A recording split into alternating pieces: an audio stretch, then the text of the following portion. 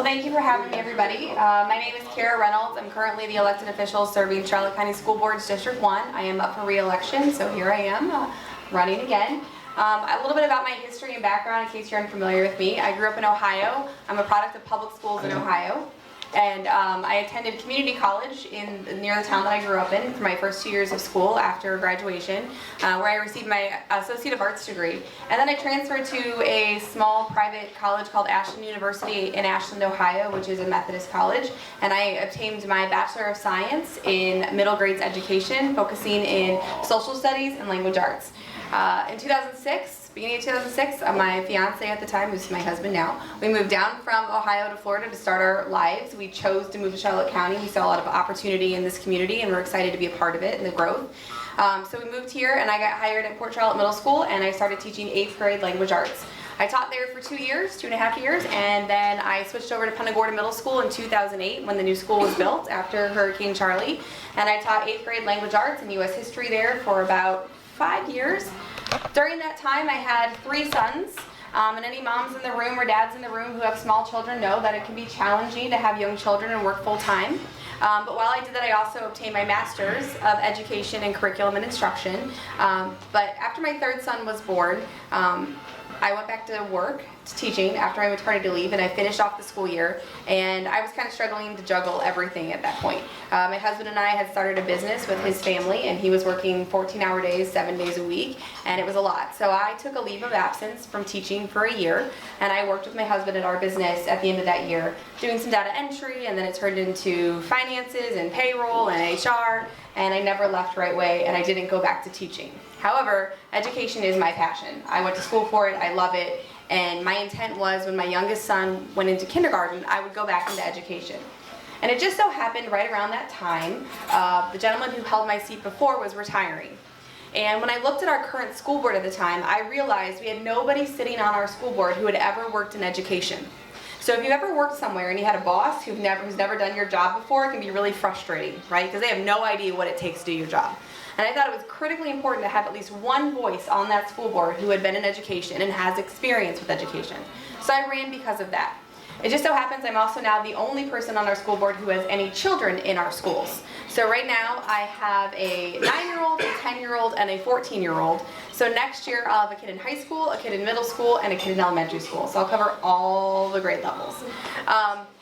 I can tell you that any decision I make, I have to live with the consequences of it, right? My kids are old enough to know that if there are certain decisions they don't like, they'll come to me like, did you vote on that? Did you make that happen? And I'm like, yeah, I did. Why? And so I have to have those conversations in my own house often. Some of the things that we've achieved over the last couple of years while I've been on the board, while it's been a very challenging time given the situation that occurred in the country the last couple of years, we did make some great strides. The first one is we were able to increase our graduation rates from 2018 at 87% to as of last year they were almost 91%. So that's a big increase in graduation rates, which we're very proud of. Thank you. Another thing, when I got on the board in 2018, we were ranked 28th in the state. And the way that rankings kind of happen is that there are state mandated tests we take every year. And we get scored based on how well we perform on those tests. And there's 11 different categories where we get points on. And when the rankings come out, usually in the fall of the following year, you can see all the points that all the districts had achieved.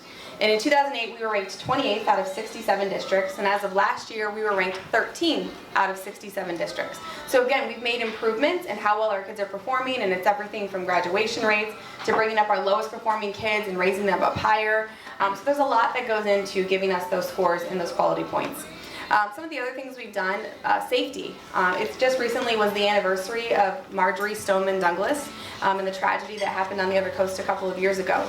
As a result of that tragedy, there was a commission that was mandated by Florida where they reviewed everything that happened that day. Where people fell down, where security lapsed, where the school did a bad job, where the police department did a bad job.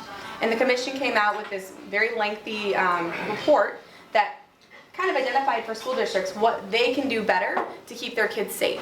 And Charlotte County Public Schools has done a great job of trying to implement as many of those things in that commission report as possible. So if you drive by our schools today, you'll see fences around our schools. That came out of that report. It was a suggestion of how to keep our kids safe. Are they unsightly? Do my kids feel like, it's a prison in here now? Yeah, but unfortunately that's the reality of where we live today, and our job is to keep our kids safe, and so we're going to do what it takes. Another thing is we recently worked with our county commission, and when the 1-cent sales tax passed again, they gave us $5 million to put towards a one-button lockdown system. That's costing us $25 million total. But they gave us $5 million towards making sure that goes into all of our schools. And basically it's an ability for instant access to our police department and all safety operations to respond almost immediately to our schools if there's any kind of threat that happens. It's expensive, but it's, again, keeping our kids safe. Mental health resources. We get allocations from the state on our funding. We don't really get to decide how much money we get. So we all pay property taxes. The majority of that money goes to the state, and then they tell us, Charlotte County Public Schools, this is how much money you're getting this year to do what you need to do in your school district. We get a mental health allocation, and it's about $700,000. And that's all the money they give to us to work on mental health for our students. With the referendum that's passed, we were able to put additional funds towards that. We've hired more social workers, so every single school has a school social worker working at it. We have 16 school psychiatrists, where we used to have 12 in 2018. So we've really tried to increase the opportunities for our students to receive mental health services they need.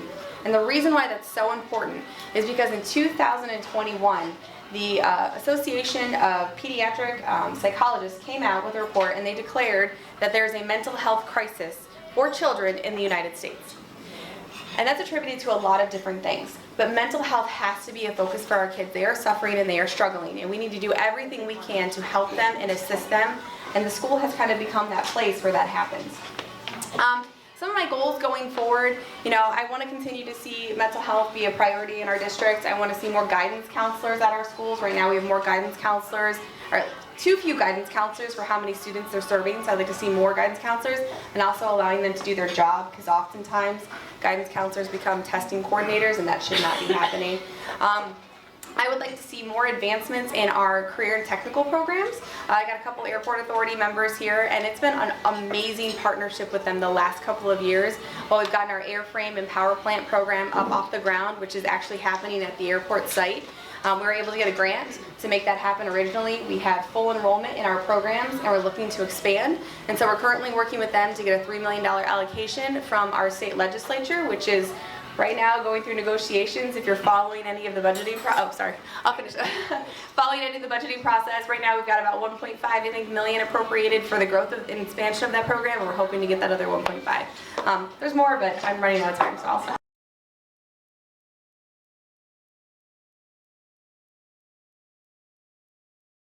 What do you believe the proper role of government in education is, and your job as a school board member? Yeah.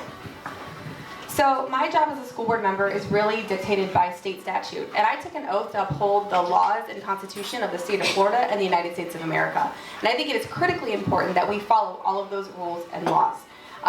Most of the policies that the district writes and sets forth come from state and federal law. So when you look at our policy booklet, at that bottom you'll see state statutes that are referenced, and sometimes even in the actual policy itself. And so I think it's really important that we as a district are in compliance with the state and federal laws. I think that, parents' rights and parent involvement in our schools is so critically important. There are studies after studies that show you the best schools have the highest parent engagement. And so I think that as a school district, we need to do our jobs that the state dictates, and then we need to have parents be partners with us to make sure we're providing the best education for their kids as possible.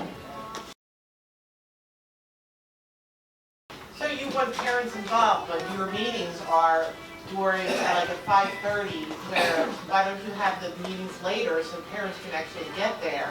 Because right now nobody shows up because you guys are out of there in 30 minutes. So in response to that, our school board meetings, if you come early, if you come at 5, you'll see a room full of parents there to see their kids performing. So if you've ever come to the school board meetings, you come at 5 o'clock, we always have kids performing before our meetings. We have some kind of arts presentation where the kids are singing or dancing or a band playing, and those parents are able to get there. So I think if there's something that's really important, parents can get to the school board meetings. I know 5:30 is probably a little challenging, but our kids play sports and parents are at the fields at 5 o'clock. So if parents want to be there, they can. Now, our school board workshops are at 9:30 in the morning on a Tuesday. That one is definitely challenging to get to, I agree. But anything that's talked about in that meeting, we don't usually vote. So what I'm trying to find out is philosophically, the question was asked before, what role do you think government should have in education? And you said essentially, I think we need to obey all the laws. Correct. What I'd like to know, and I understand that, what I'd like to know is the middle ground between my position and public schools is where the money follows the child. Philosophically, are you okay with that? Absolutely. I think every parent should be able to choose which school is the best place for theirs. If it's Even private homeschool, schools? yeah, I mean, if that's Yeah. the best place, and I honestly will tell you, they just read an article recently that charter schools have increased performances at the local public schools if they're nearby because it's created competition. So I will tell you, I'm all for choice. I think every parent should have a right to send their kid where they want. My job, what the position I hold, is to make my schools the choice that you want to pick, right? So if you choose not to, that's fine. Send your kid where you want to send them, where you think they're going to get the best education. But my job, under the oath that I swore, is to follow the Constitution, and we have to provide free public schools for every kid. So that's what I'm doing. And again, I mean, everyone should have the ability to pick where they want, but I want you to pick my schools because you think they're going to be the best. And that's where we're at. Oh, sorry. Stan. Oh, Yeah, Stan, I have a granddaughter in the medical. Teacher's great, work, fine. She has to spend her own money for supplies at the beginning of the year. I've already talked to her about that. Oh, it's okay, but we can talk about it publicly. Yeah. Anyway, what kind of scrutiny do you have over the budget, how the money is spent? So every school gets allocations given to them for positions and for materials and supplies. And some schools spend more on what they give their teachers than others, and it's kind of a school by school basis. Who makes that decision? The principals, local school right? The principals, because we allocate money to the principals. They get to run their school. Okay. Yeah.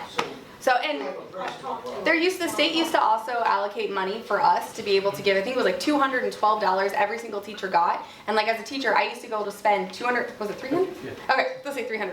$300, and we got to go to Target or Walmart or whatever and buy all of our supplies that we wanted for that amount of money and turn in our receipts. But that was allocated and funded by the state. So the state took that away. That program's gone. And so it's just funding sources like that, so we have to work through that. But you know, I got that email and I was like, yeah, I hear where you're coming from with that issue. So that is definitely something I've been talking to our superintendent So about. far, this family has donated 5 reams of paper. That's very kind of you, but Doesn't yeah. make sense. We're trying to get away from print materials as well and do more things, you know, like Chromebook and electronic as well. So hopefully that helps cut down on some of it. So, you know, it's great news to see it went like from, what, 38? Right, 28 to, yeah, 13. to 13. So how did you do it? Well, I think the difference last year for Charlotte County Public Schools was districts around the state were not in school full time. There were a lot of districts in the state that still did part-time instruction. In Monroe County, your kid went to school every other day. Charlotte County Public Schools was open every single day last year. So I think that was a difference. Also, there was something called concurrent learning happening in a lot of districts. We did not offer concurrent learning, where the kid could sit at home and watch their teacher teach on a Zoom all day long. We did not offer that. And as an educator, I thought that was the worst thing you could ever done. How many of you guys have sat on a Zoom meeting and after about 30 minutes you're zoning out? Can you imagine an 8-year-old trying to learn all day on a Zoom? We didn't do that. So Charlotte County did a lot of things different than other districts did last year. All right, so then your success was based on the others being less successful. Well, yeah, but we also, I our think, points, like- I will tell you honestly, our points dropped. We dropped, I think, 2 points. Okay. So our points went down, but everybody else dropped so much more. And when you look at the learning losses of last year, we are further ahead than other people are because All of right, what so, we did. so a year from now, right? Yeah. When everybody's on the same part, can you reproduce it, or are we going to go back down to? That's our goal, and what's happening, so this is our last year with our current state standards. Our new standards are coming next year. So the entire state of Florida is getting new language arts standards. to Yeah, teach. why not? The next year is math. And so we're all gonna have to relearn this process again and what the state expects from us. We're getting a whole new testing system next year where now we're testing our kids 3 times a year in every subject versus 1, which is not what DeSantis had promised us, and I'm hoping that that can change I'm before. just curious, Yes. because I taught in New Jersey. Yes. And so when was the last time the standards were changed? So What is- they've changed twice when I was teaching. So I think the last time they changed was Is it 2000. like 10 years? Yeah, it's probably about 10 years. When Yes. Common Yeah. Core, when they aligned with Common Yeah, Core. yeah, 2010. Yeah, it's so Something great, like yeah, that. because I mean, that's what we went through in New Jersey, and then we did all this prep, 10 years, right? Yep. And we all had consensus, and then a new commissioner came in, Yeah. and what I was teaching wasn't, you didn't have to be tested on, so the whole thing fell apart. Yeah. Yeah. Go ahead, Andy. Yes, as you just heard, there's been a lot of contested stuff lately, math, CRT, People protesting in front of schools. Do you and the schools believe in free speech? Of course I do. Now, I will tell you as a mom with small children, sometimes I'm concerned about the message that might be there. Right. Because I'm trying to protect the innocence of my children, so that might be a little concerning to me. But I absolutely 100% everyone's First Amendment, Second Amendment, all the way up. Again, my job is to protect the law, and that's the oath I took. So I 100% agree with everyone's right to free speech. So if people protest on a sidewalk in front of a school, is that legal? Yeah, as long as it's not school grounds, yes. Okay, then why was I arrested for it? You'd have to talk to the sheriff about that, sorry. All right. Thank you. This is directly related to what you were talking about, much more staff for the psychological implications and stuff. How much do you think Baker acting has increased, which also relates to the constitutional issue? Right. And it's been increasing over the years, but Yep. is it Yes. increasing exponentially now that we're increasing and Yes. putting more psychiatrists and more Baker acting? Right, so that has been a strategic goal of ours to decrease our Baker acting. And unfortunately, it hasn't happened, and I'm not happy about that either. I'm not a psychologist, I'm not involved in that process a whole lot, but I'm not happy with that, and they were very aware. We had a meeting last month to talk about it, and it was discussed. So unfortunately, it is up.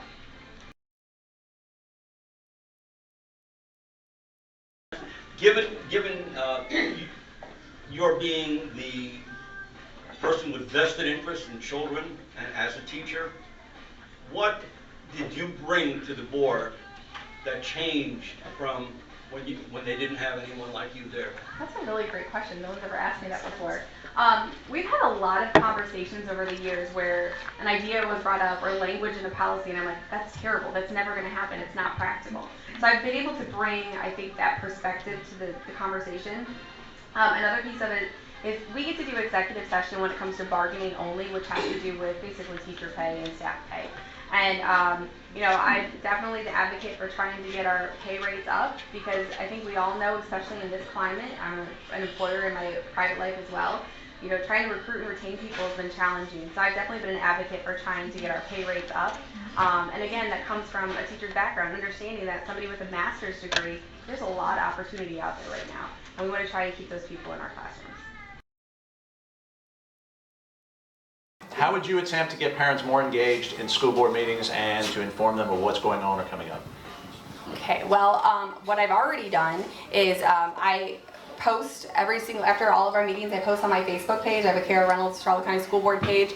I post every one of our meetings, the video after it's been recorded, and I put it out there so parents can see what we're talking about and doing. I also try to post any and all things that are happening in our schools. I want people to know what's going on. I think the biggest thing we've all seen over the last couple of years is how misinformation can be a bad thing, and I want to get as much positive and proactive information out there. Just at our last school board meeting, in my personal comments, I talked about parents coming to SAC meetings and PTOs, and I know people say, I don't have time, but again, if it's important to you, you will find the time, you will find a way. And SAC meetings are a place where it's a school advisory committee where parents actually form relationships with the principal, and they help set the school improvement plan. They write the school improvement plan with the principal and set the goals for the school. I don't know what greater engagement we can have as a parent than really deciding the direction of a school is going to go. So parents, they have to get involved that way.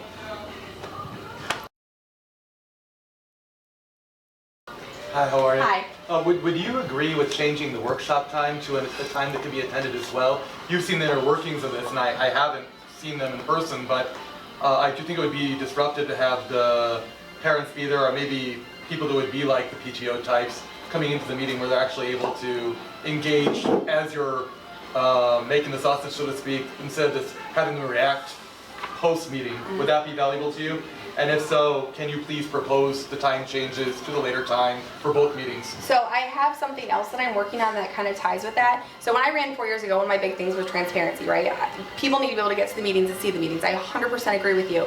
And I think the best way for us to do that is to live stream our meetings so people can watch them live. So I know when I'm sitting at my office, if a county commission meeting's on, I have it in the background and I'm listening to it to know what's going on.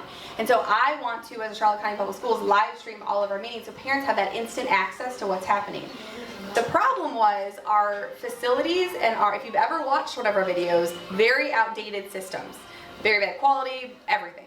We just passed and are getting ready to start renovations in that room to improve the video and sound system in there. So we will have the ability to live stream. So once that is complete, I am bringing it forward to my board to make sure that we're able to live stream the meetings. So then if something happens, parents can email right away, they can call right after, and they can let us know what they think. So then time hopefully won't be an issue. Can I have one follow-up? Is that okay? Yeah. What I'm wondering is like, I agree with what you're saying. I think that's great. But in addition, my concern would be I can't add my commentary or my proposal when you're doing a live stream. So you want to be in person. So I just want, like, this is great. Like right now we're interacting. Yes. That's what I would want if Yeah. I'm a parent. So that's. So, just traditionally, workshops, we don't have public input because we're just discussing. Board meetings are our business meetings, and that's where input is welcomed, and we invite people to share their thoughts. We still don't interact with public comment. That's a policy of our board. We just don't interact, and most school boards do not, and even the county commission, they do not interact during public comment. Well, you agree that you're pretty much decided though before the meeting? Like when you go in there, you're just like, we already decided this. Am I Well, wrong? we're there to do the business of the meeting, absolutely. Like, it is a business meeting. So yes, I know how I'm gonna vote on an issue. Now, I will tell you, like, when masks came up, I had hundreds of emails before the meeting. So again, if parents are interested, they can look at the agenda and see what's gonna be there, and you can email me beforehand and tell me your thoughts, and give me time to research a different opinion that I hadn't thought of. If you come up and tell me something right there on the spot, I don't know if it's true or not, I can't fact check it, I have no idea. So I need that engagement beforehand as well. That's what I Yeah. was saying. Like if you have that meeting, the 9 o'clock, 9:30 meeting workshop? in the morning Yeah. in the workshop, if you have that engagement, then you can contemplate it before you're going to that 30-minute Right. rush through. Well, so our workshops, whatever we talk about in that meeting, traditionally we do not vote on it until a month later. I mean the engagement part. Yes, but again, hopefully live streaming, I believe, and then even just having that meeting videoed gives people such greater access to it. And when you go look at our YouTube video right now, even though I share it on Facebook, there's like 3 views. People aren't watching. I want people to watch. I want them to know what's going on. I want them to be engaged. So. Can I ask something? Is it related to that? I have something. Go ahead. Okay, so you basically have a workshop Mhm. where you guys discuss the issue, Yes. and then a month later, at the school board meeting, you vote on it Correct. with no public comment. That's not true. You have time to comment on any item you want. Sorry. You get to comment on any item on the agenda before we vote on it. So you take public comments at the meeting? At the school board meeting, we take public comment on any agenda item before we vote. So if you come to our meeting, at the very beginning, we go through, we might have a presentation or this and that, but there's always a chance for somebody to comment on an agenda item before we vote. And then we take public input at the end, and it could be on anything you want. Okay, but in the workshop Correct. is when you're discussing. Yes. Nobody's there to see that. They can. Anybody can come. Anybody can come. When I was a candidate, I went for 2 years because I wanted to know what was going on. Can't comment. But You can comment? You can listen. You can't comment there, but you can email us afterwards. You can pull me outside afterwards and talk to me about it then. But yeah, we don't do public input at our school board workshops. It's just a little confusing, because you said when you go a month later. Yes. You guys already have basically decided. That's what the workshop is there for. Yes, it's to give us the opportunity to discuss. And the parents, basically, you guys already decided, because you're already in the workshop, where nobody can comment. So then when you come and you put it in front of the parents, It's already over. it's basically But over. our workshop agendas are published, so whatever we talk about in that workshop that month is published on an agenda. So you can look every month, like we have a workshop next week on Tuesday morning at 9:30. You can look today and the agenda is posted. You can see all the policies, it's like 50 policies we're discussing. So you can see it, you can read it, you can send me an email tonight, you can send me an email next Thursday after the meeting. So I mean, there are opportunities for parents to engage or citizens to engage in anything that's out there. I don't think there's much opportunity at all. Ma'am, I'm sorry to be, like, I'm not sure if it's getting through what we're saying. Like, to me, like, it's backwards. Like, I want to have the public comments, and then the 9:30 meeting should be the one in the evening especially, and that should have the public comment, and should have the engagement before you decide, and then you should contemplate for a month. Okay, so I will tell you, I've had one person in my 3 years tell me this. Now I have more. I'm just not giving kidding. my- I've had Dr. Donors, the only person who's ever said to me, change your meeting times. So now I have a few more people who have said, change your meeting times. So I honestly, well, no, but you're saying change the meeting time and allow people to speak. I would say that you should have both in the evening. Change things up, like, if you want to have parent involvement, you'd have to have the parents involved before you vote. But parents don't come now, they don't read anything now, they don't listen now. So even though the information's available, people aren't engaged. I'm more than happy to do whatever we need to do to get people more engaged. I'm not trying to hide anything. I want to know. I'm not accusing you of anything, ma'am. All right, I'm just telling you. I'm just saying that you might get more involvement if they feel like they have more input at that first meeting where you're collaboration and not follow-up kind of, Yeah. So if they're involved, also it helps you because they're buying in because they're part of that original processing. Okay, going through the Florida House right now, or Yes. Florida Senate, Yes. is a bill to allow the counties to put cameras in classrooms. Okay. How do you feel about that? I don't care either way, honestly. I don't have an opinion. If that passes, we'll do it. If not, I hope they fund it. That's what I'll say. I hope that they fund it. If they pass that, I hope they give us funding for it. I believe it's going to be optional. Okay. And it's going to be on the school board to Yeah. make that decision. Yep. Sarasota County just limited public speaking to 2 minutes at their meetings. Yes. How do you feel about that? What do you feel the proper amount of time for citizen input is? Okay. I mean, we've been doing 3 minutes traditionally. Most people say what they need to say in 3 minutes. I don't think we need to limit it any further. So it hasn't really impacted us either way. I have to add one thing as a parent and a grandparent. I don't want a camera in my granddaughter's classroom for any pervert on the street to be watching on TV, and then they can pick them up at the school bus stop if there's not a parent there, and talk to them about, oh, I saw you on TV in your classroom today. You're such a cute little girl. Come on with me. I'm going to get you some ice cream. What is it that all the parents are not pure of heart and good parents? Some of them are perverts. We've just got a couple of rapid fire ones right here. Just yes or no's. Mask mandate for students, yes or no? No, now. Obviously, we know how I voted 2 years ago, but absolutely against it now. Mask mandates for teachers and staff, yes or no? No. Mandatory COVID vaccinations for students, yes or no? Absolutely not. Mandatory COVID vaccination for teachers and staff? Absolutely not. All right. Does unconscious bias and/or white privilege exist in America? I'm sure it does. Yes? Is there systematic racism in our schools and our country? I'm sure there is in places and sometimes in assignments. In the last year, there has been a rising acknowledgement of the disconnect between school boards and the people. Mm-hmm. And that, how do you think that your school board would relate in terms of representing the issues of the common citizen, the average citizen of the county? Well, I mean, there's a lot of ways to look at that. I would hope that we have the citizens and the constituents who voted for us, we consider and we represent them well. You know, again, I think people elect someone that they believe in and I believe are going to make the right decision. Sometimes I have to go with my best instinct, my best judgment, my best research. Sometimes there are issues where I hear a lot of feedback from people and I take that to heart and I listen to people. So I think that's a case by case, you know, school board member by school board member question.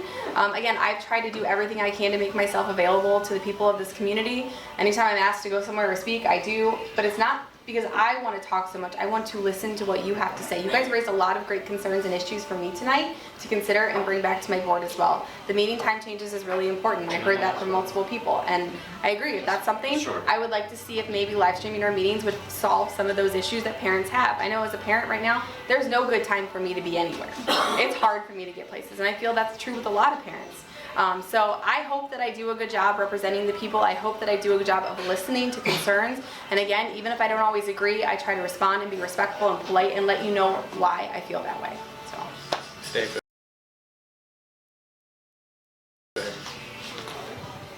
Just one question. I know public employees, I know at the county level and in education, tend, I believe, to get paid more than the average in the private sector. Do you believe that's fair? Do you believe they should get paid more, and why? I think people should get paid according to their experience and the education level and what they're bringing to a job. So I can tell you as a private sector business owner, we've increased our wages 20% for every single person that works for me. Because right now you can't find employees and it's hard to keep them. So we're working really hard to do that. So I think now is a very difficult time maybe to answer that question as opposed to a couple years ago or hopefully when things die down. I don't think government officials should make more money because they work for the government. I think teachers and people who work for the school district should get paid a wage where they can come to work work 40 hours, do all the things they need to do, and still be able to make, go home and have a roof over their head and food on their table. So. All right, one last one. That's Ted. a quick question. Did you and your husband ever consider homeschooling your children? So when the school shut down mandatorily, when COVID first hit, we had to homeschool our kids, and I'm an educator, and it was hard. We kept our kids home and did virtual school the first quarter back, just because the business we're in, we were doing actual COVID cleans, and we were exposed often, and I just didn't want to bring that in and out of the schools because I didn't know what was going to happen.